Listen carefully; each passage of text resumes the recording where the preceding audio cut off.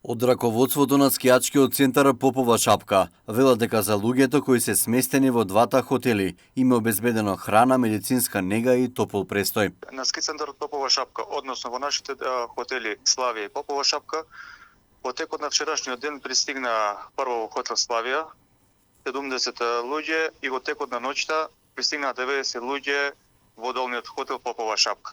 Луѓето се сместени, уредно се сместени, уредно им се дава храна 3 обрози преку текот и доручек, ручек и вечера. Полицијата и армијата се присутни на терен, се завршуваат својата работа и собите се топли, храната им е топла и така. Да. Најверојатно има лекарски персонал кој се грижи за нив.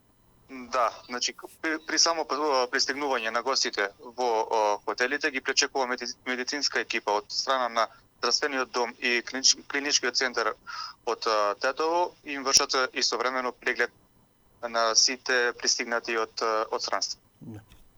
Тие се дојдени од странство, меѓутоа најверојатно се од различни градови на земјава. Да, од различни градови се пристигнуваат кај нас, се пријавуваат како се пристигнати, така се сместуваат во хотел. Претходно на Попова шапка на 27 март во хотелот Арена беа сместени 56 лица од Хрватска за да поминат 14 дена карантин.